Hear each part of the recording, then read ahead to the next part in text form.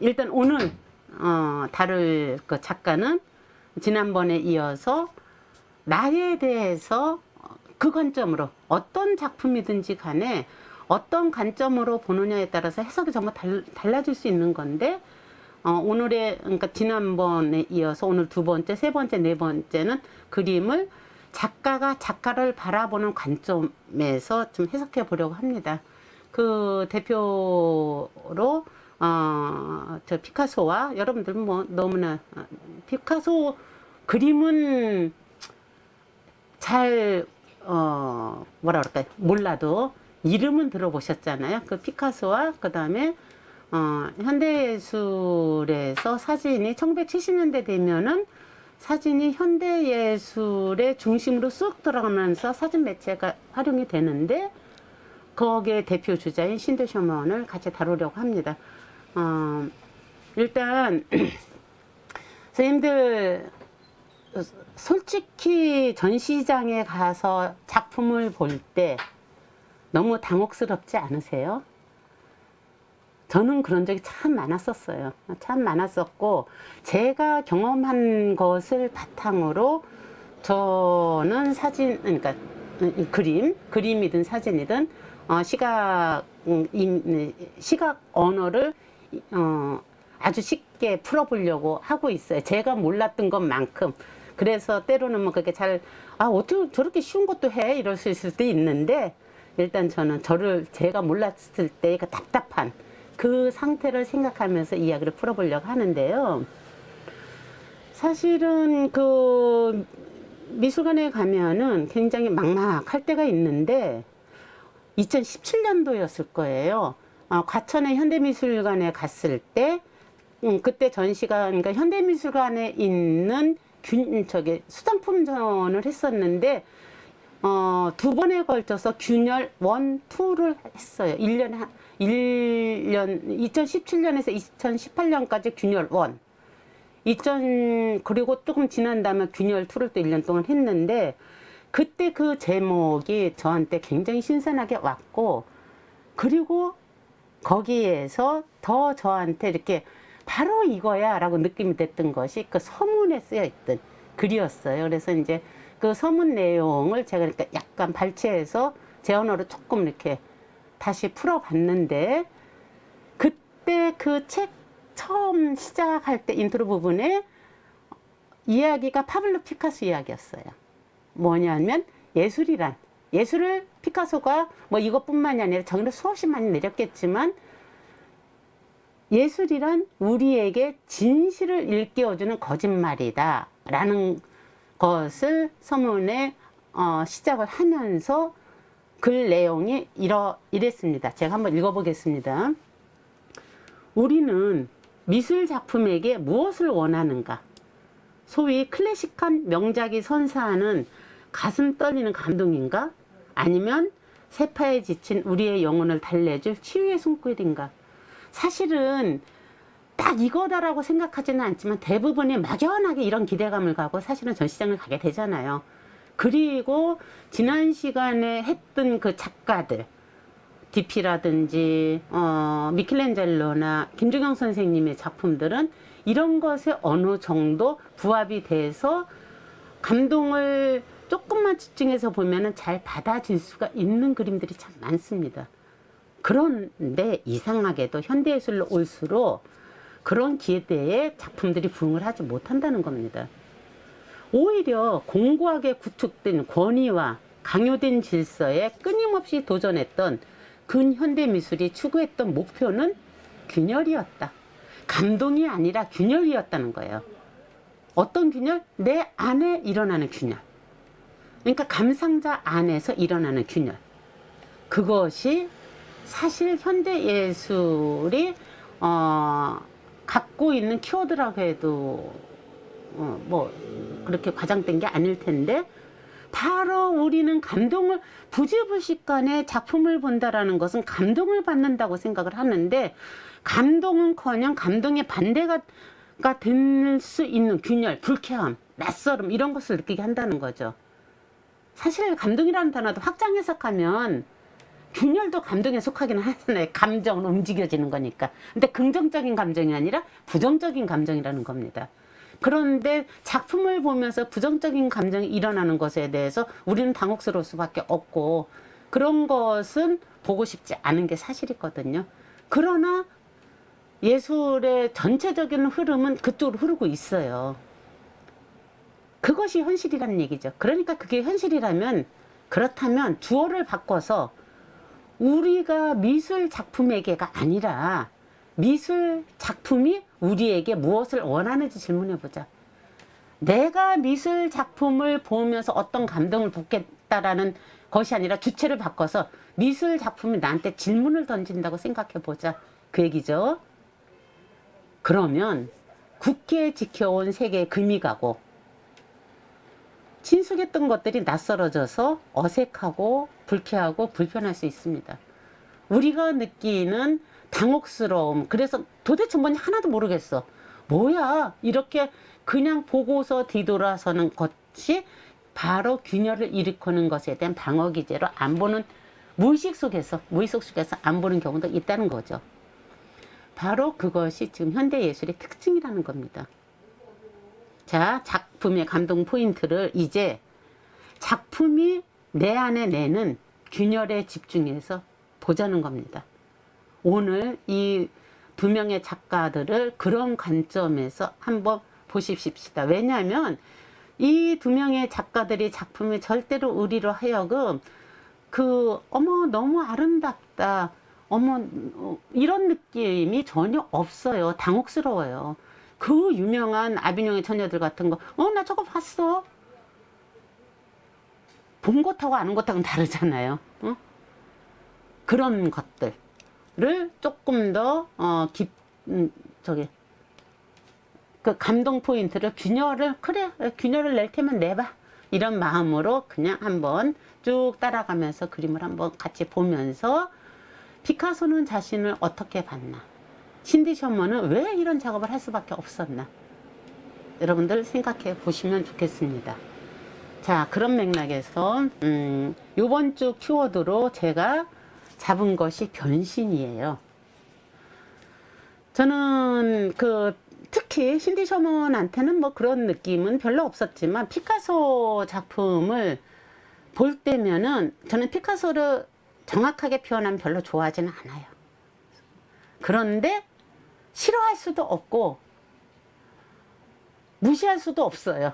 보고 싶지 않으나 안 보는 게 더 힘든 사람 중에 하나가 피카소 작품이에요. 그런데 바로 그 피카소, 20세기에 자타가 공인하는 천재 작가 맞습니다, 피카소. 근데 이 천재 작가가 내 안에서 이해되기 시작한 건 제가 생각할 때 50 넘어서였던 것 같아요. 그렇게 피카소는 나한테 낯설고 그러니까 불편하고, 불쾌한 걸 떠나서 불편하고 안다고 착각하게 했지만 실제로 가깝게 들여다보지 않았던 작가 중에 하나인데, 제가 그래도 20대 때부터 사진을 하고 예술 동네의 주변에서 한평생을 머뭇머뭇 거렸음에도 불구하고 피카소를 깊게 보려고 하지를 않았었어요. 대부분의 여자들은 아마 그럴 겁니다. 피카소가 굉장히 불편하거든요. 그런데 무시할 수 없는 그 피카소의 작품을 50대 넘어서 보기 시작하면서 이것저것 살아온 것만큼 이해의 폭이 넓어지다 보니까 스며들더라고요. 알겠구나, 그렇구나, 이런 느낌이 들면서 자주 보게 됐는데, 제가 요번에 이제 이 수업을 위해서 다시 집중적으로 피카소를 정리를 하다가 딱 떠오른 게 제우스였어요. 아, 피카소가 제우스를 닮았구나. 현대판 제우스네. 비교 신화학자 조세 캠벨이라는 분이 계십니다. 그 조세 캠벨의 현대 신화는 예술가들이 쓴다라는 표현을 해요. 저는 그 말에 적극적으로 동의를 하는데, 이때 조세 캠벨이 말하는 신화는 우리가 흔히 알고 있는 그리스 로마 신화의 고신만을 얘기하는 게 아니라 확장해서 신화, 신들의 이야기니까 그런 그리스 로마 신화의 그 불안당 같은 그 신들, 도대체 인간이 어떻게 저럴 수 있어, 인간보다 못한 게 신이잖아 라고 생각할 수 있는 그 신들 뿐만 아니라 우리가 부르는 하느님, 예수님, 뭐 어쨌든 그 삼위일체로 하나라고 하더라도 일단 그 이름, 성스러운 뭐 부처님, 시탈타, 뭐 깨달은 자도 공자, 석가, 공자, 노자 이 모두를 그 신화 속에서 포함해서 이야기를 합니다. 조세 캠벨 같은 경우는 그래서 비교 신화학자로서 80년대에 돌아가셨는데 그분 내 역량으로 저는 신화를 이제 신화를 공부하게 됐고, 신화를 공부하면서 제 삶에 굉장히 많이 도움을 받아서 지금 신화 예찬론자가 되어 있는데, 어쨌든 그 조세 캠벨이 얘기하기를 현대 예술은, 아니 현대의 신화는 예술가들이 쓴다 라는 말을 했어요. 저는 그 말이 정말 맞다고 생각을 하는데, 피카소를 이렇게 집중적으로 공부를 하다, 그러니까 자료를 다시 막 찾고 내 나름대로 이 관점을 피카소적 관점에서, 내가 아니라 피카소적 관점에서 작품들을 들여다보면서 하다 보니까 현대판 제우스네, 이런 느낌이 확 들었어요. 그 다음에 이제 제우스가 신이 뭡니까? 현현하는 거, 그러니까 그때 잘 변하는 게 신의 속성이잖아요. 그때 잘 변하는 그 신의 속성, 그 신이 제우스만큼 그렇게 온전하게 몰두해서 여자한테 집중하는, 그리고 아니면 가차없이 버리고 또 다른 여자한테 집중하는 아주 전형적인, 인간이 어떻게 저럴 수 있어 라고 생각하다가도 야, 어떻게 제우스하고 저렇게 닮았냐 이런 느낌이 들 정도로 그러니까 피카소가 그렇다면은, 신디 샤먼은 1954년생이에요 1954년생이라서 아직 생존해 계시고, 제가 지난 시간에 그런 말씀을 드렸었죠. 웬만하면 지금 생존해 계신 분들은 안 한다.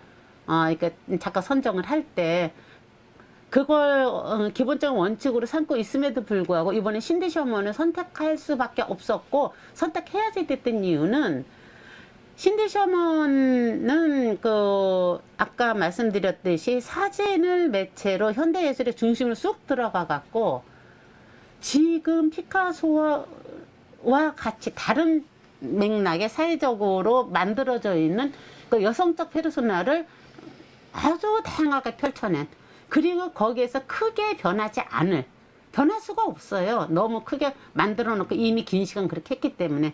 그래서 살아있다 할지라도 다룬다고 해서 커다랗게 뭐 변수가 생기진 않겠구나 싶어서 신디 셔먼을 제가 초대를 해서 갖고 왔습니다. 자, 일단 오늘은 그러니까 이 작가들의 그 많은 작품들을 세세하게 설명을 할 수는 없겠죠. 그러니까 기본적으로 간략하게 그들의 그 작품의 흐름, 역사적 흐름으로 특성을 파악을 하고, 그리하여 그들은 자기를 어떻게 생각하고 있나, 거기까지 일단 소개를 한 후에 한 1시간 정도에 걸쳐서 가능한 한 제가 그거를 끝내도록 노력을 해보겠습니다. 하고 난 다음에 아까 우리 대표님께서 말씀하신 대로 그걸 바탕으로 이 강의를 들으신 분들과 앉아서 자유스럽게 프리토킹 하는 식으로 하면서 질문을 받는 형식으로 진행을 하겠습니다. 자, 파블로 피카소 같은 경우는 이게 신디 셔먼이고요. 이게 파블로 피카소가 이렇게 해야지. 이게 이제 파블로 피카소가 자기를 미노타우로스로 표현한 자화상이에요.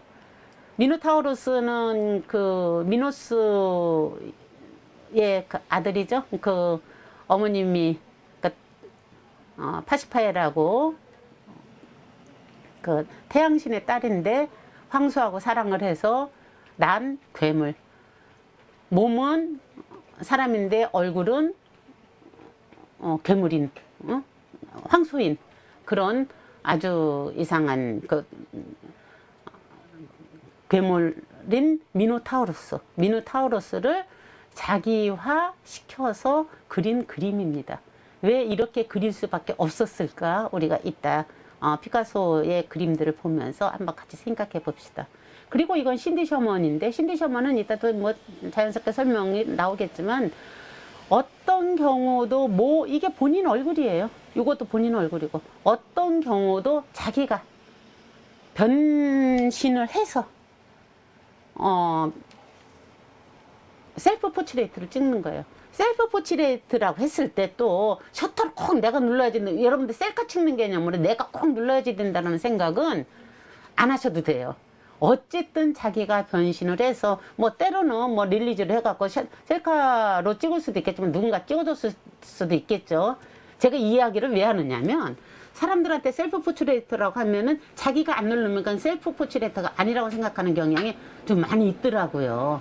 그래서 미리 말씀드리는데, 그런 것에 걸리시지 말고, 셀프 포트레이트라고 했을 때 신디 셔먼은 자기 스스로가 피사체가 되면서 촬영자가 되는. 근데 촬영자는 누구 시킬 수도 있겠지만 뭐 모든 각도라든가 본인이 다 잡는다는 얘기겠죠. 그래서 자기가 대상이면서, 그러니까 사진 찍히는 대상이면서 사진 찍는 주체 역할을 동시에 같이 하는 사람이에요. 예, 신디 셔먼이 이제 최근에 들어서 이게 남장을 하고서 자기 모습을 이렇게 드러냈습니다. 어떤 페르소나일지 한번 생각해 보십시오. 자, 파블로 피카소로 들어가겠습니다. 파블로 피카소는 91살인가? 1973년까지 살거든요. 81년에서. 이렇게 92살이겠네요. 92살까지 사는데, 피카소는 뭐, 워낙 이래저래 어떤 관점으로 보느냐에 따라서 수없이 다른 각도로 해석이 될 수 있는데, 피카소가 무슨 얘기를 하느냐면, 나는 내 작품에서 표현했던 각기 다른 방식의 표현들은 내 작품 세계의 진화가 아니다. 나는 이미 신이야. 그러니까 10대에 표현했던 거나 90대에 표현했던 거나 진화돼서 그렇게 표현된 게 아니야.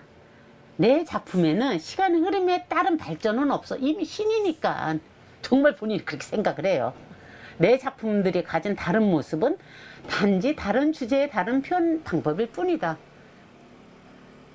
그런데 어디 건방지게 정말 너무한 거 아냐면 이런 생각이 들다가도 10대 때 이 사람의 작품을 보면 수긍이 돼요.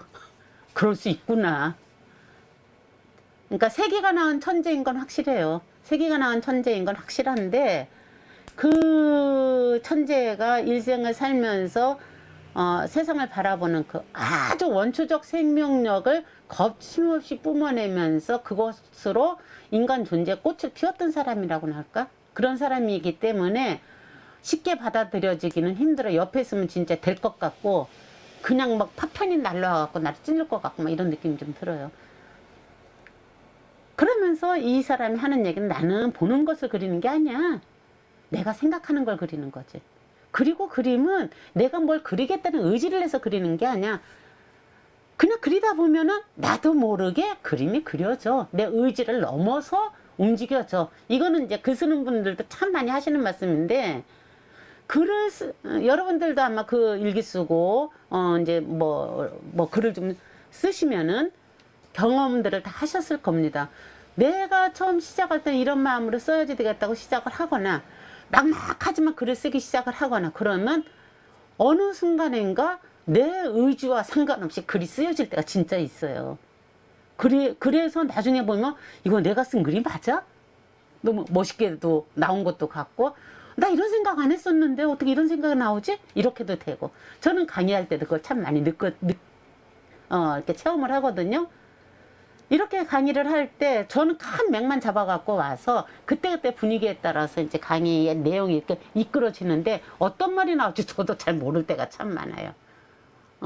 그런 식으로 이 말은 생각하는 걸 또 넘어서 그려지는 거예요. 이건 피카소 한 얘기예요. 그림은 나의 의지를 넘어선다 라는 얘기도 해요, 피카소가. 그래서 보는 걸 그대로 그려내는 것, 그걸 우리가 재현이라고 하죠. 그 재현하는 능력이 없어. 이걸 나는 재능이 없어. 라고 우리가 일반적으로 많이 생각하는데, 그 차원을 넘어선다는 거죠. 일단 생각을 해서 그리려고 하다 보면 그 생각도 넘어서서 그냥 나는 이렇게 손만 대고 있는데 누군가가 와서 그려주는 것 같아. 이런 생각이 들 정도로 의지를 넘어서서 작품들이 나온다. 약간 뻥치네 이런 느낌이 들 수도 있는데, 이 사람이 그 피카소의 신비라는, 아마 그 올레TV에도 내가 몇 년 전에 올레TV에서 봤거든요. 올레TV에도 피카소의 신비라는 저기를 해갖고 이 사람 다큐멘터리가 있는데 딱 보니까 진짜구나 라는 느낌이 들더라고요. 근데 그 얘기는 사실은 피카소만 하는 게 아니에요. 웬만히 유명한 그 작가들, 어떤 자기 나름대로의 자기 세계를 구축한 대부분의 사람들은 그걸 체험했기 때문에 그런 의미의 이야기를 다양한 방식으로 많이 풀어서 이야기를 합니다. 어쨌든 피카소가 이렇게 얘기하면서 이 사람은 완전히 남의 작품을 정말 많이 훔쳐오고, 아니 이 기법 훔쳐온다라는 게 그냥 모방하는 게 아니라 그 사람의 어느 것이 딱 좋다 그러면 그것을 갖다가 자기화 시켜버리는 거. 그래서 저속한 예술가는 모방하고 위대한 예술가는 훔쳐온다, 생각을 훔쳐온다는 얘기죠. 그러니까 그래서 남의 것을 훔쳐오는 것에 대해서 아주 당당해요. 그것이 이제 미술사에서 이렇게 이제 그림을 보다 보면, 공부를 하다 보면은 여기저기에서 아 이거 지금 마티스 거를 여기다 이렇게 차용해서 했구나. 그런데 기가 막히게 마티스보다 더 피카소답게 해놓고, 벨라스케스의 시녀들이라는 아주 그 스페인의 유명한 그 작가가 있는데, 그 시녀들이라는 것을 이 사람이 이걸 내가 극복하고야 말겠어 그러면서 평생 작업을 틈만 나면 해요. 틈만 나면 해서 72번인가 3번인가 그런 식으로 해요. 그러니까 천재인데다가 기가 막히게 성실해요. 바람 피우는 건 바람 피우는 거고, 바람 피우는 것도 작업하기 위해서 피는 거고, 어떻게 보면은 어떤 곳에서는 이 사람이 남긴 작품이 한 5만여 점이라고 말을 하는데, 모든 거 다 합하면 12만 정도 된다라고 말하는 사람들도 있어요. 그걸 다 어떻게 셌는지 나도 잘 모르겠지만 그냥 무지무지 많이 했다.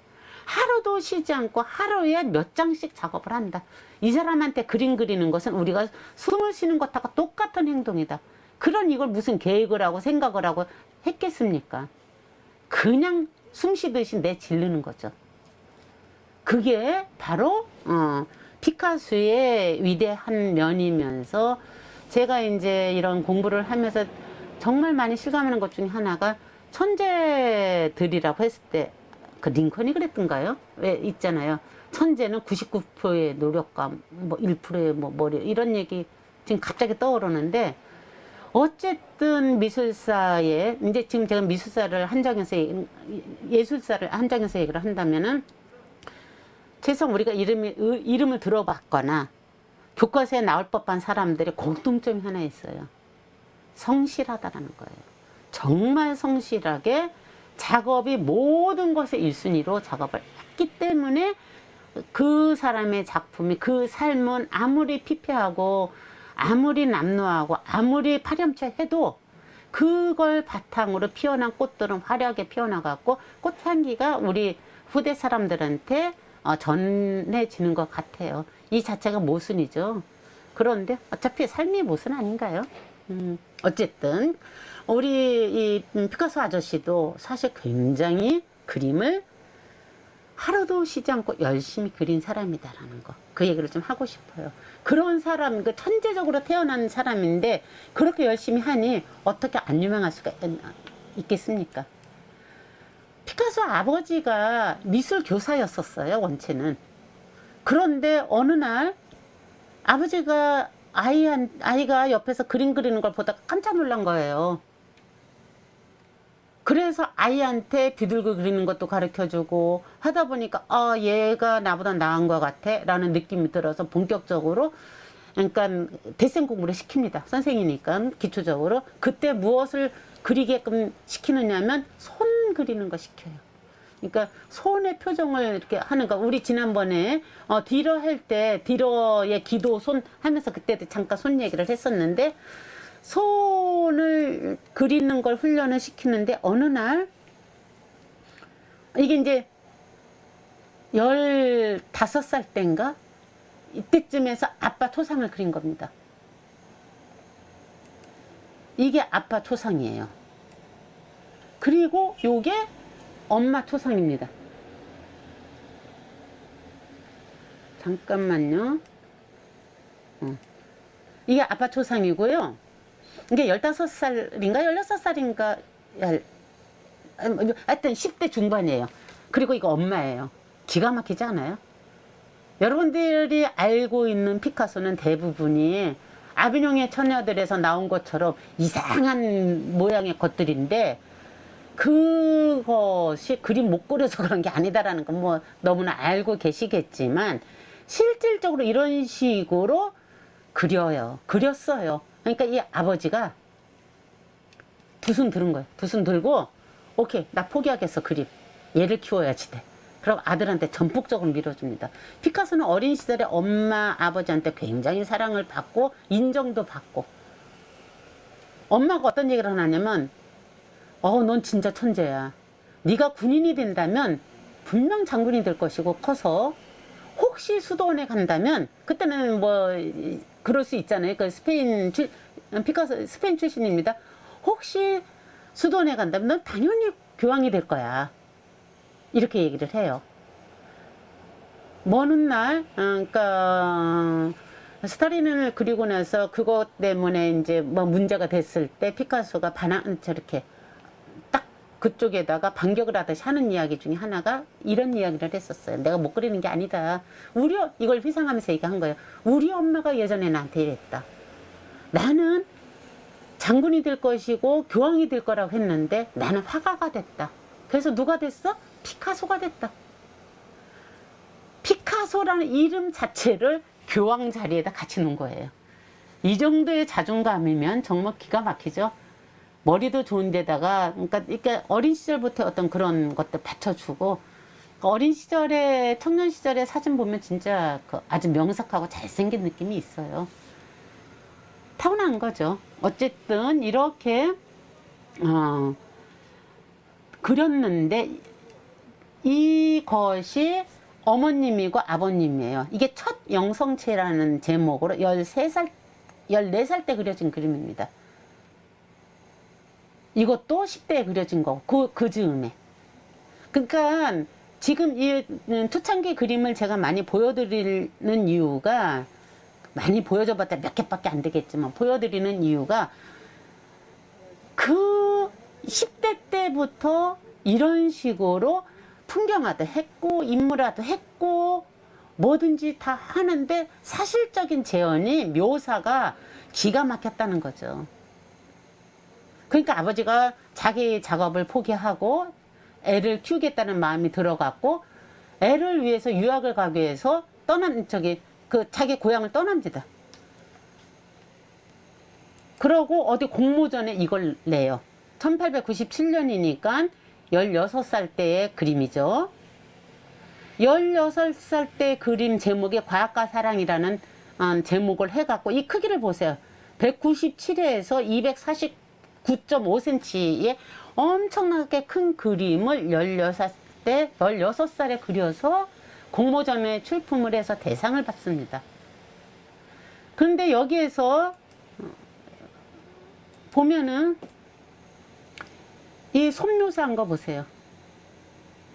이 의사죠. 이게 과학이죠. 쉽게 말하면. 의사는 죽어가는 엄마. 그러니까 이 부인의 이 손 색깔 보세요. 여기 이게 이제 더 안 커져서 이제 조금 아쉽기는 한데, 이 손의 심줄. 우리 지난 시간에 봤던 그 뒤로 생각하시면서 보시면은 이해가 가실 겁니다. 이렇게 표현하고 표정 이런 것들이 기가 막혀요. 근데 이 엄마가 죽어가고 있단 말이에요. 근데 이게 수녀님이 물 한 잔을 이렇게 권하면서, 자기 자녀겠죠. 이 엄마의 자녀겠죠. 이 엄마가 이 아이를 바라보고 있는 이 모습을 그림으로 그린 거예요. 이런데 디테일을 표시한 걸 보면은 기가 막히죠. 그러니까 이건 16살짜리가 이 심리적인 것을 이해 못하면, 이게 단순한 묘사 능력만 있다고 해서 할 수 있는 그림은 아니라는 거죠. 이런 식으로 그리는 걸 보고 떠납니다. 이제 어디로? 유학 가듯이. 그때 지금은 예술의 메카가 어디예요? 뉴욕이죠. 뉴욕에서 이제 점점 동양처럼 옮겨오고 있는 중인데, 그 당시에 피카소가 살던 그 시절에 는 19세기 파리가 그 예술의 그 주요 도시였어요. 그러니까 작업을 예술을 하겠다고 마음을 먹은 사람들은 전부 그러니까 파리로 몰려들었죠. 그래서 몽마르트 언덕에 사람들이 그 그러니까 몽마르트 언덕이 사실은 빈민촌 같은 곳이잖아요. 그런 곳에 가난하니까 사람들이 전부 그 몽마르트 언덕에 예술가들이 들은 거예요. 그러니까 그 예술은 그 전체적으로 경제적인 부를 따라서 같이 움직이는 거 선생님들 아시죠? 그러면 프랑스가 되기 전에는 어디였겠어요? 이탈리아였었어요. 이탈리아가 첫 번째라고 하는 건 웃기고, 어쨌든 그 당시에, 그전엔 그리스였겠죠? 그런 식으로 그 예술의 중심에 서서 있었는데, 그것이 나폴레옹을 거치고 시민혁명 거치고 이러면서 전체적인 흐름이 이쪽으로 오게 되는 거예요. 프랑스 쪽으로. 그러면서 이탈리아에서 프랑스 쪽으로 19세기 들어서면서 완전히 근대 예술에서는 프랑스가 예술의 중심 도시가 됩니다. 그러니까 주변에서 많이 모여들어요. 그런 다음에 2차 세계대전이 끝나고 히틀러의 그 만행과 더불어서 이 전체적인 흐름이 어디로 움직여지냐면 뉴욕으로 움직이게 되잖아요. 뭐 그건 뭐 나중에 다시 또 얘기하기도 하게 될 때가 있겠죠, 언젠가는. 자, 그래서 파리로 갑니다. 파리로 가면서 이때부터 이제 실질적으로 뭐라 그럴까, 피카소의 그 모습이, 본 모습이 보이기 시작을 해요. 그래서 제가 피카소를 따로 제목을 제우스를 닮은 남자 피카소라고 적었어요. 조금 민망하지만 피카소가 한 이야기예요. 나는 페니스로 그림을 그린다. 여자는 여신이거나 현관매트다. 이런 싸가지, 이런 느낌 그래 저절로 들지 않아요? 그러니까 젊은 시절에 피카소 좋아한다는 건 정말 특히 여자들 입장에서는 쉽지 않아요. 근데 내가 왜 피카소를 제우스와 비교를 했느냐면, 이게 이제 피카소가 공식적인 여자는 7명입니다. 그러니까 이때 공식적인 여자라는 것은 무슨 의미냐면은, 피카소는 여자를 만나면은 그림의 양식이 바뀌어요. 양식이 바뀌는데 그 밖에 수없이 많이 있겠죠. 그 공식적인 여자 중에서 유일하게 피카소를 찬 사람이 하나 있어요. 프랑스와즈 진로라고, 6번째 여자. 그 피카소를 차버리고 떠납니다. 피카소가 바람 피는 거, 너 더 이상 바람 피면 나 너랑 더 이상 안 놀아. 그런데 진짜 바람 폈단 말이에요. 그러니까 떠나버려, 애들 둘 데리고. 그러니까 나 자살한다부터 시작해서 너 죽여버린다, 별 엄포를 다 놓고 막 그러는데도 눈도 깜짝 안 하고 떠나서 많은 사람들이 거기서 통쾌하게 박수를 치는. 그러니까 피카소 이렇게 자료를 이렇게 찾다 보니까 뭐 총으로 쏴 죽일까 뭐 이런 유튜버 저기도 있고 그렇더라고요. 내가 웃었는데, 어쨌든 그 프랑스어즈 진로와 연애를 시작할 때 이렇게 온 마음과 몸을 다 바쳐서 이렇게 연애를 해요. 어느 것 하나 쭈뼛거리거나 이 여자다 싶으면은, 자, 그러니까 제우스의 상징인 독수리죠. 제우스가 이 여자다 싶으면, 아까 미노타우로스 엄마가 에우로페인데, 에우로페 같은 경우가 이 여자다 싶었어. 무얼로 변하냐면, 갑자기 황수로 변해서, 하얀 황수로 변해서, 어머, 황수가 너무 아름답다라고 하는 순간에 낚아채갖고 미노스 섬에 가갖고 거기에서 아이를 낳은 게 미노스예요. 그러니까 유럽이 시작이 이제 크레타 섬에서 시작되잖아요. 그 크레타 섬에서 시작되는 그 유럽, 유럽의 우리로 말하자면은 당군 같은 걸 만들어 준 거죠, 신화로. 그 미노스인데, 그 미노스가 아까 미노타우로스의 양아버지가 되는 거죠. 그렇게 갑자기 황소로 변한다든지, 우리 제우스 하면은 또 뭘로 변한 게 생각나나요? 소나기. 클림트가 그 페르세우스 엄마, 갑자기 이름이 생각 안 나는데, 페르세우스 엄마한테 갈 때 이 제우스가 무엇으로 변하느냐면 황금 비로 변해요. 페르세우스 엄마를 그 아버지가 신탁을 받아요. 뭐라고 신탁을 받느냐면, 너의 딸이 셀레네인가? 너의 딸이 아이를 낳으면 그 외손자한테 너는 죽는다 라는 신탁을 받기 때문에 딸을 청동 감옥 속에 가두어 버려요. 꿈쩍을 못하게. 이런 데서 이제 우리 정말 말도 안 되는 이야기를 많이 하겠죠. 그러니까 그런데 이 딸을 본 순간 그 누구야? 다나에입니다. 다나에. 이제 생각이 났어요. 다나에를 보는 순간 제우스가 황금 비로 변해서 그 청동 거기를 뚫고 들어와서 임신을 해서 아이를 베니까 이제 바다에다 버립니다. 어디서 많이 들어봤죠? 모세신하고 같은 맥락입니다. 이렇게 버리니까 가서 아이가 태어난 게 페르세우스예요. 페르세우스가 이제 어쨌든 그런 식으로 황금비로도 변하고 백조로도 변하고 뭐 별의별 걸로 다 변해요. 어떤 그 헤라, 그러니까 정식 부인이 헤라하고 할 때는 저기 연애할 때는 뻐꾸기로 변해요. 이렇게 거침없이 변하는 거, 신의 특성이잖아요. 변하는 거. 변한다라는 건 뭐예요? 내가 그 존재 때문에 내 에너지가 바뀐다는 얘기를 우리가 해석을 할 수 있겠죠. 그런데 피카소가 새로운 여자를 만날 때마다 정말 제우스처럼 온 힘을 다해서 걔가 이 세상의 우주처럼 대해준대요. 그래서 피카소와의 그 연인들한테 공식적으로 나오는 건 헤어지고 나면 전부 불행해서 그 중에 7명 중에서 2명은 자살을 해요. 자살을 하고 뭐 여러 가지로 굉장히 안 좋기도 하지만 피카소와 지내는 그 시간만큼은 세상 어느 때보다도 행복했다는 얘기들 많이 해요. 그리고 이 프랑스어즈 진로 같은, 그러니까 시간이 지날수록 나이 차가 많이 나겠죠. 언제는 젊은 여자를 좋아하니까. 이게 프랑스어즈 진로 만날 때는 아마 60대였을 거예요. 50대 중반에 60대 후반까지 아마 60대 후반까지 갔을 거예요. 그러니까 나이 차이가 엄청나게 많이 나는 거죠. 많이 났는데 그때 사람들이 질문을 해요. 프랑스어즈 진로한테.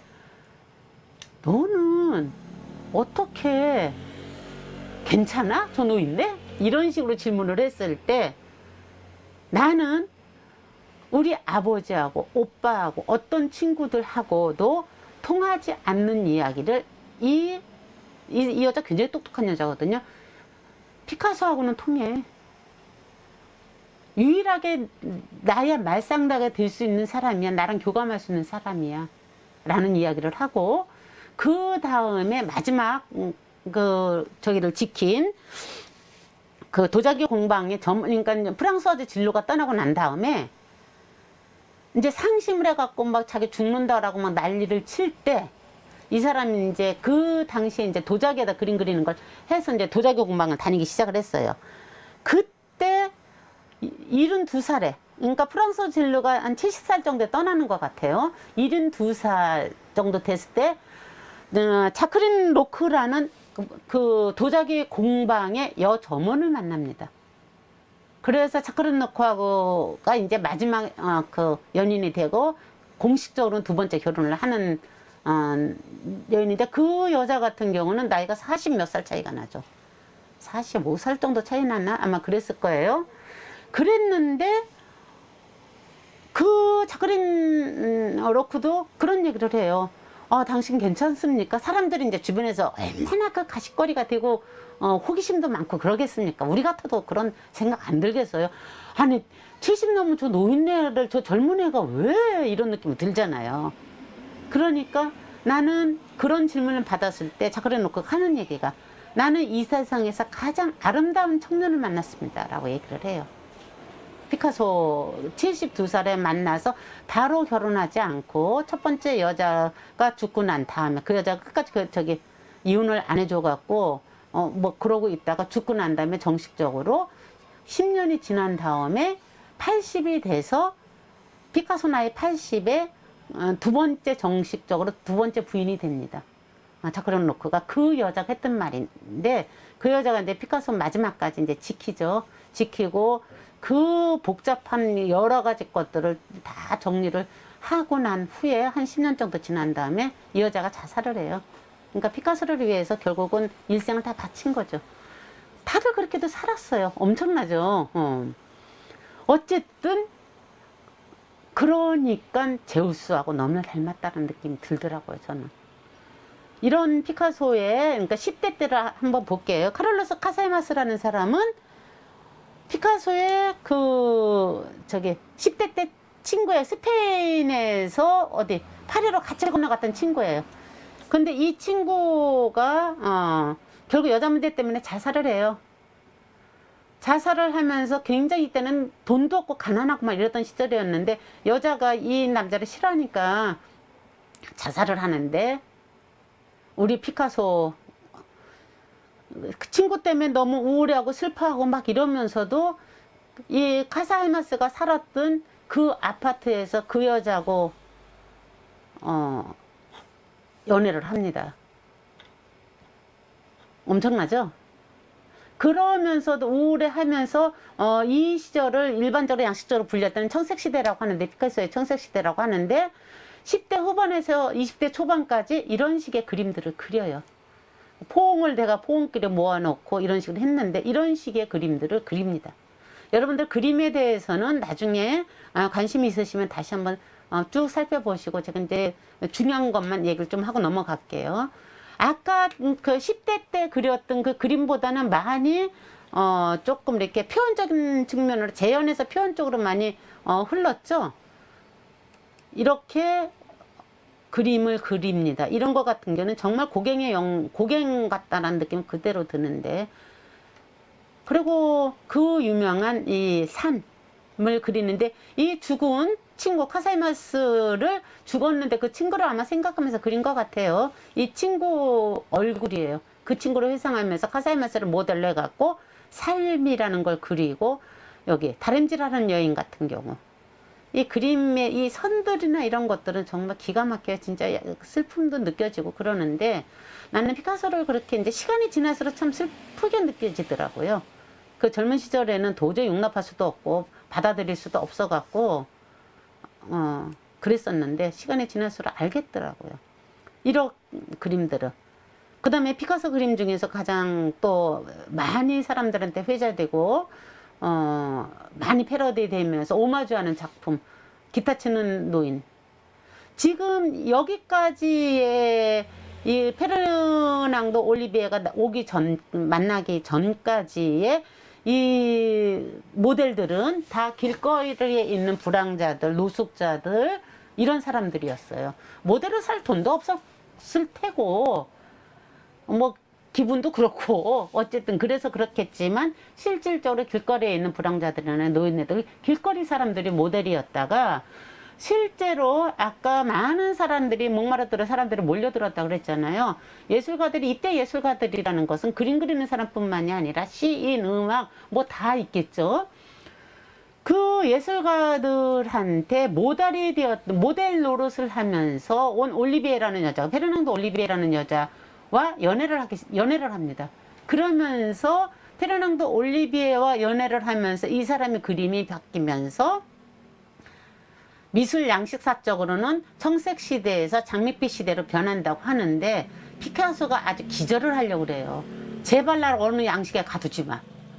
이건 피카소뿐만이 아니라 대부분의 작가들은 자기를 어느 양식에 가두는 걸 너무너무 싫어하고 막 혐오하고 그러면서, 그런데 또 이렇게 공부하는 사람들, 평론하는 사람들, 이런 사람들이 이거를 이렇게 분류를 하지 않으면 어떻게 할 수가 없으니까 분류를 한단 말이에요. 그 모순 속에서 흘러가는데, 일반적으로 피카소 같은 경우는 카사헤마스가 죽었을 때 청색 시대, 우울한 시대를 지나서 색깔로 표현을 하는 거예요. 이거는 피카소가 표현한 게 아니라 누가? 그 평론가들이. 그 다음에 페르낭도 올리비에를 만난 후에는 장밋빛 시대로 변하면서 그 유명한 큐비즘으로 넘어가는 이야기고 그 큐비즘으로 넘어갈 때 페르낭도 올리비에게 엄청난 역할을 했다라고 얘기를 합니다. 그 페르낭도 올리비에 같은 경우는 모델인데 실질적으로 여기서 피카소 나쁜 남자 피카소라고 피카소만 뭐라고 할 게 아니고 어떤 관계든 실질적으로는 쌍방간에 어떤 그 협의가 있을 때 가능한 일이잖아요. 페르낭도 올리비에 같은 경우는 이 여자도 굉장히 대찬 여자예요. 따지고 보면 남편이 결혼한 여자인데 남편이 그거예요. 폭력을 행사를 해갖고 도망쳐서 나와서 파리로 도망친 거예요. 도망쳐 와갖고 목마르 들어와서 여기저기 전전하면서 모델을 한 거예요. 이 사람 저 사람 모델을 하다가 피카소하고 소위 말해서 피카소의 꼬임에 빠졌던 둘이 눈이 맞췄던 연애를 하기 시작을 하는데 페르낭도 올리비에는 그래서 피카소의 가난한 시절을 이렇게 메꿔줬던 사람이에요. 그런데 그 피카소 같은 경우는 10년 단위로 그거를 합니다. 여자가 바뀝니다. 보편적. 그 올리비에 같은 경우가 실제로 피카소의 그 유명한 아비뇽의 처녀들, 이게 피카소가 26살 때 그리는 건데 나중에 유명해졌지만 이게 미술사에서는 현대예술에서 엄청난 이게 중요하게 다루는 거라서 이 아비뇽의 처녀들 갖고 이야기를 하려면은 1시간 갖고는 불가능해요. 이게 영향을 미쳤다. 그리고 여기에 있는 이 모델들은 저보 페르낭도 올리비에가 모델이 된 거다 라고만 인식하고 계시면 되는데 이게 왜 그렇게 유명한지는 나중에 한번 찾아보시면 다 나옵니다. 정보 보시고요.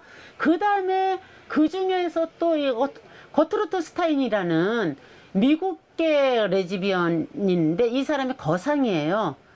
머리도 영특하고 통도 크고 돈도 많은데 미국에서 프랑스로 건너와서 많은 그 작가들의 후원자가 되고 그 작가들을 키웁니다. 작가는 절대로 혼자 못 크는 거라는 건 아시죠? 아무리 재능이 좋아도 이게 삼박자가 맞아야지 돼. 자기를 키워주는 사람이 있어야지 되고 재능도 있어야지 되지만 그걸 알아봐주는 사람. 그 다음에 그것이 움직여질 수 있는 공감대를 만들어주는 평론가. 그냥 알아봐주는 게 화상일 수도 있잖아요.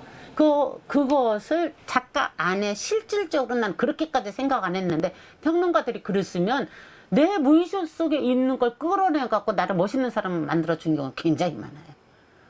그러한 삼박자, 화상, 평론가, 그 다음에 자기 재능, 관객, 이 모든 것이 시절 인연이 맞아서 삼박자가 맞을 때 작가로서 크는 건데 신디 셔먼도 그렇게 큰 거고 신디 셔먼 같은 사람은 신디 셔먼 뿐만이 아니고 얼마든지 많이 있는데 실제로 신디 셔먼이 큰 이유는 그 모든 것들이 그 시절에 맞았기 때문에 그런 거거든요. 피카소는 클 수밖에 없는 정말 건물이고 그때 그 마티스부터 시작해서 해밍웨이 누인과 바다를 쓴 해밍웨이도 신문기자였었는데 거트루트 스타인이 권합니다. 너 글 써라, 소설 써라. 그래서 그 작가로 이렇게 전향한 사람이에요. 그렇게 많은 사람들을 키워냈던 거트루트 스타인을 초상화를 그린 거예요. 이 초상화를 이거 그리기 전에 아비뇽의 처녀들 그리기 전에 이 그림을 그리는데 이 거트루트 스타인의 자서전을 보면은 87번인가를 피카소의 모델이 되기 위해서 앉았다 일어났다 앉았다 일어났다 그러니까 오늘 와서 그리고 나서 가라 그러고 오늘 와서 다음날 와서 그리고 해서 가라 그러고 절대 안 보여주고 그러더니 87번째 되었을 때 갑자기 스페인어로 그림도 완성을 하는 그런 떠나가 버렸대요. 근데 그걸 배포가 보통 여자가 아닌 거죠. 그거를 참고 또 기다리고 있었던 거야. 그 사람이 뭐 피카소의 재능을 알아보니까 기다려줬던 거예요. 그랬더니 스페인에서 돌아와서 순식간에 그동안에 그렸던 거 다 찢어버리고 순식간에 팍팍팍 그린 게 이 그림이었대요. 이 그림이었을 때 사람들이 전부 이게 뭐야 다 이랬는데 이 거트루트 스타인만 이거 나 닮았어 나야 이러면서 자기 그 큰 그 화실 같은 자기 이제 응접실 같은 곳이죠. 거기다가 많은 그림 중에 딱 걸어놨 그 사진도 있어요. 걸어놨는데 정말 이게 거구거든요. 이 등치가 맞아요. 그 느낌 너무 좋더라고요. 이렇게 하고 난 다음에 이 그림을 그린 거예요. 올리비에를 그 모델로 해서. 여기에는 이 가면 얼굴은 그 당시에 이제 그 식민 그 시대자 식민 그 제국주의로 그러니까 식민주의를 펼치던 확장시키던 시절이잖아요. 그러니까 그 흑인들의 그 가면 그러니까 작가들이 그것에 전부 너무 매력을 느껴갖고 전부 그쪽으로 많이 빠지는데 현대 예술 하는 작가들이 그러니까 20세기 초에 그들이 그렇게 빠지는데 그 가면과 연결시켜서 이렇게 입체파를 탄생시킵니다. 여기에는 뭐 세잔도 나오고 이집트 미술까지 연결돼서 보게 될 겁니다. 나중에 여러분들 기회 되면 보십시오. 베르나르도 올리비에 때 시절에 이 사람이 확폭이 이렇게 재현하는 것에서 표현해서 입체주의가 탄생되는 시기가 됐는데 물론 그 사람 이렇게 조각도 합니다. 이게 베르나르도 올리비에를 조각한 거고요. 조각 형태가 이상하죠? 입체적이잖아요. 큐비즘, 입방체로 돼 있잖아요. 이것도 베르나르도 올리비에를 이렇게 그림으로 그린 겁니다. 한 10여 년, 10년쯤 되니까 이 사람이 실실 이제 딴짓을 하기 시작해요. 누군가 말에 의하면, 이건 제 얘기는 아니고, 저는 아직 그것까지는 잘 못 보겠는데, 피카소 같은 경우가 실질적으로 그렇대요. 이렇게 여자들이 실증 날 때쯤 되면은 이제 못생기가 그랬다고 합시다. 어쨌든 이때쯤 돼갖고, 자꾸 딴짓하고 돌아다니니까, 에바 구엘이라는 여자가 누구냐면 페르난도 올리비에의 친구예요. 그러니까 페르난도 올리비에가 야 저기 피카소 좀 감시 좀 해봐.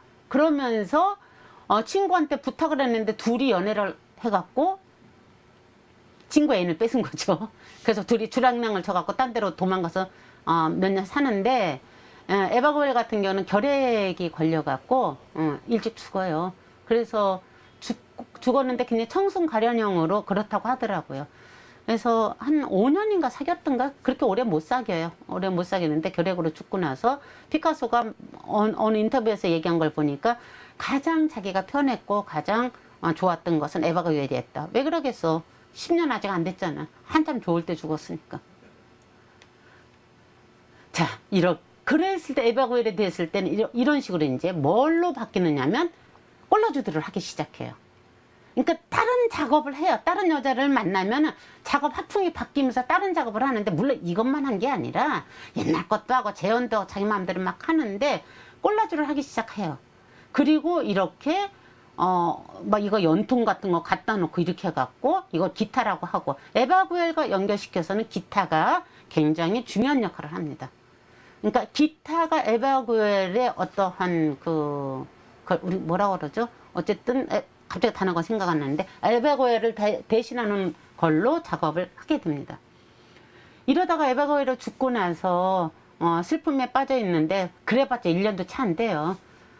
있는데 러시아의 무용극단이 들어왔는데 그 중에 댄서였던 올가 코클리바라는 여자한테 또 빠져서 이 여자한테 구애를 하니까 이 여자는 그 무용수였거든요. 집안도 굉장히 좋은 여자였고 무용수였는데 다음 공연을 안 가요. 피카소랑 사느냐고. 그래서 피카소랑 살면서 첫 번째 부인이 됩니다. 올가 코클리바가. 러시아 여자죠. 이 올가 코클리바가 첫 번째 부인이 되는데 비로소 돈이 생기기 시작한 거예요. 에바 구엘이나 페르난도 올리비에나 이때는 전부 가난한 시절이에요. 별로 이렇게 거트루트 스타인이 알아준다 할지라도 이게 돈이 돼갖고 나를 이런 상태가 아니었는데 올가 만났을 때 30대 초반일 거예요. 올가 만나고 나서 올가는 집이 굉장히 단단한 집이고 여러 가지로 돼갖고 갑자기 피카소가 피기 시작하면서 그림을 팔아야지 되니까 이런 굉장히 갑자기 아름다워졌죠. 이런 그림에서 갑자기 이렇게 바뀌어요. 여자가 바뀌니까. 근데 이거는 피카소가 진짜 머리가 좋은 거죠. 그러니까 상류층 사람들한테 이걸 팔아야지 되잖아요. 그러니까 아름다운 그림을 그리는 겁니다. 이게 신고전주의 양식이라고 얘기를 해요. 앵그르나 뭐 이런 사람하고 연결돼 있는 그 옛날 거를 돌아가 갖고 이렇게 재현을 잘 할 수 있는 사람이에요.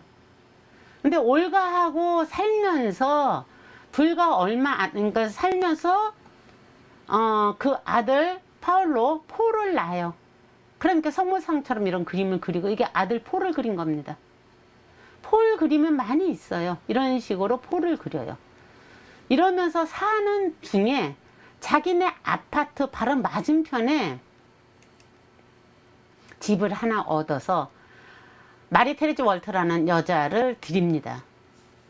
이 마리 테레즈 월터 이 그림이 피카소 그림 중에서 가장 많이 떠돌아다니고 가장 아름답고 인기가 많은 그림인데, 마리 테레즈 월터는 17살 미성년자였어요.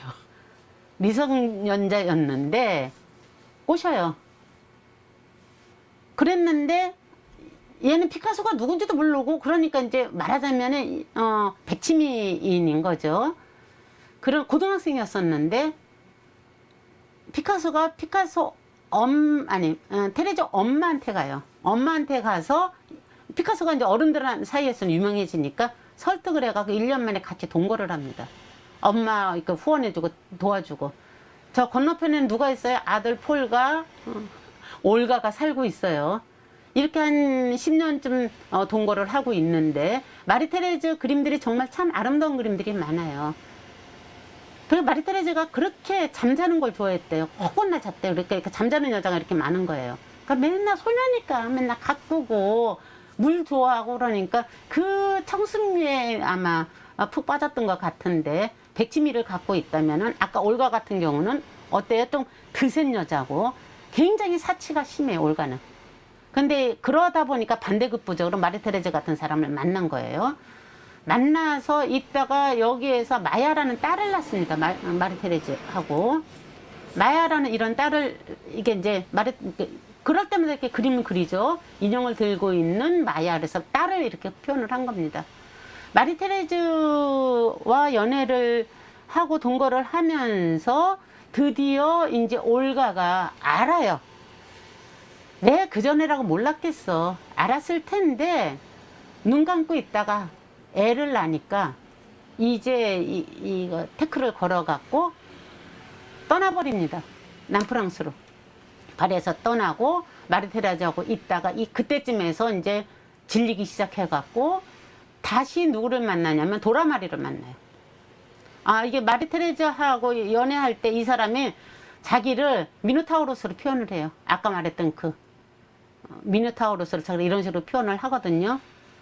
그러니까 찔리는 거지, 자기도. 그러다가 이게 50대일 거예요, 아마. 50대에 도라마르를 만나요. 이 여자하고도 나이가 차이가 많이 나는데, 도라마르는 사진가예요. 초현실주의 사진가로서 굉장히 영향 있는 작가였었어요. 근데 피카소 때문에 결국 자기 재능을 제대로 펼치지 못하고 신경쓰이게 걸리고 그랬는데, 여러 가지 설이 있지만 어쨌든 연애설 다루는 거 좋아하는 사람들은 도라마르가 꼬셨다부터 시작해서 여러 가지 있는데, 어쨌든 도라마르는 굉장히 똑똑한 여자였어요. 똑똑하고 자기 세계도 명확하게 있고. 그러니까 피카소 같은 사람한테 빠질 수 있죠. 나이를 떠나서 충분히. 그랬을 때 스페인 내전이 일어납니다. 스페인 내전이 일어난 것을 도라마르가 이제 가르쳐 주어서, 이때 그 피카소 입장에서는 자기 작업에 대해서 굉장히 그걸 느낄 때였대요. 매너리즘에 빠져갖고 앞으로 나아갈 길을 못 찾아서 누구나 다 그럴 때가 있거든요. 작업하는 사람들 보면은 굉장히 막막한 상태에 있었을 때 도라마르를 만나갖고 이게 사회참여하는 걸로 확 바뀌면서 그 유명한 게르니카를 만들어냅니다. 스페인 내전. 이 게르니카를 스페인 내전을 이렇게 이제 고발하는 그림이잖아요. 이것 때문에 프랑코가 살아있을 동안에 피카소는 스페인에 들어가지도 못했지만 또한 이것이 이 사람을 굉장히 유명한 사람으로 만들어졌죠. 게르니카를 그리면서 그리는 이 모든 작업을 도라마르하고 상의를 해가면서 그린 거예요. 그러니까 도라마르 입장에서는 그런 거였죠. 마리 테레즈 백치미? 내가 충분히 이 피카소는 역시 나하고 짝이야. 그런데 피카소는 그게 아니었던 거예요. 그래서 마리테레자한테 가갖고 무슨 얘기를 하느냐면 내가 너랑 더 살고 싶은데 도라마르가 나를 안 내줘. 이래갖고 막 마리테레자가 와서 도라마르랑 막 싸우고 막 난리를 치고 하여간 뭐 그런 아주 구질구질한 일들도 많고 그래요. 근데 도라마르가 결국에 가서는 자기 작업을 하려고 하는데 피카소가 이 여자를 또 버리게 돼요. 프랑스 화재 진로 때문에 조금 이따 나오는. 그런데 도라마르 때문에 작업의 그 전환기를 맞이하면서 사회 참여를 하고 이 피카소가 프랑스 공산당원으로 있으면서 사회 활동을 좀 하거든요. 그때 나치들이 와갖고 작업실을 문을 열고 아주 유명한 말인데 이거 당신이 그렸어? 그랬더니 피카소가 한 얘기가 아니 내가 그린 게 아니라 너희들이 그렸지 라고 얘기를 해서 굉장히 유명한 일화로 남아있는데 머리가 좋으니까 사회 참여도 하죠. 안 하는 게 아닌데 여기서 우리가 이제 포인트적으로 하나 봐야지 될 것이 빨리 넘어갈게요. 피카소가 스탈린 그러니까 공산당원이니까 얼마나 이미 피카소는 뭐 굉장히 유명한 사람이 돼 있으니까 공산당에서 거물을 하나 잡은 거잖아요. 그래서 스탈린 초상화를 그리려는데 이렇게 그려버려요. 스탈린 초상화를. 그러니까 이 공산당 그 입장에서는 너무 화가 나는 거예요. 어떻게 스탈린을 영웅으로 그리지 않고 이런 식으로 그려놔. 그래갖고 이제 막 그 항의를 하고 너를 뭐 제명을 하냐 안 하냐 뭐 이러고 있으니까 나는 어느 이즘에 속하지 않아. 모든 인류의 편에 서 있어. 그리고 나는 민중과 함께 내부에 있고 싶은 거지 어느 이즘의 편에 서고 싶지는 않아. 이게 예술가들인 거예요. 내가 공산당원으로 있다고 해서 너희들의 이데올로기에 갇혀있지는 않아. 공산당의 본래 참뜻 이거잖아. 나는 그렇게 생각하고 있고 스탈린 얼마나 인간적이야. 여기에 왜 영웅이 없다고 너희들 난리를 쳐? 니네 진짜 웃기는 거야. 이런 식으로 펀치를 가하는 거죠. 이게 예술의 힘인 거고 갇히지 않기 때문에 위대한 사람이 될 수 있는 거야. 그럼에도 불구하고 위대한 사람으로 될 수 있었던 이유가 바로 이런 자유정신 때문이라는 거죠. 자, 요번에 전시가 들어오면서 아주 굉장히 화제가 돼갖고 아마 전시장은 안 갔어도 이 얘기는 한 번쯤 뉴스 듣는 분들은 들으셨을 겁니다. 피카소 그 대대적인 전시가 오는데 드디어 한국 전쟁을 그린 그림이 들어왔다. 근데 실제로 피카소는 한국이 어딘지도 몰라. 한국 전쟁이 어딘지도 몰라요. 근데 실제로 피카소의 모든 사생활을 찍고 그랬던 이제 이건 이제 두 가지 추측인데 이거는 이제 더글라스 덩컨이라는 사진가가 있어요. 그 사람이 한국 전쟁 종군 기자로 나와서 사진을 찍습니다. 그 사람이 피카소의 삶도 다 찍어요. 그래서 정부로 접수했을 수도 있고 공산당원이니까 그런 어떤 정부적인 걸로 접수했을 수도 있고 이 나라가 어딘지도 모르는 상태에서 고야의 그림을 보고 패러디해갖고 한국 전쟁을 이렇게 그린 거예요. 이 그림의 그 패러디의 그 전시대의 고야 그림이 똑같은 게 있어요. 스페인 내전을 그린 고야 그림이 있거든요. 그리고 그러니까 한국 전쟁을 그렸다고 하는데 여기서 중요한 건 아까 말했듯이 이게 정치적인 것과는 전혀 상관이 없다는 게 이 사람이 쓰고 있는 이 군인들은 얼굴이 없습니다. 실제로 다 이렇게 가면 쓰고. 여러분들 오징어 게임인가? 그거에 나오는 거 다 참 비슷한 느낌이 좀 들죠. 나는 어느 편이 아니야. 인간의 편이야. 인류애를 얘기를 하는 거죠.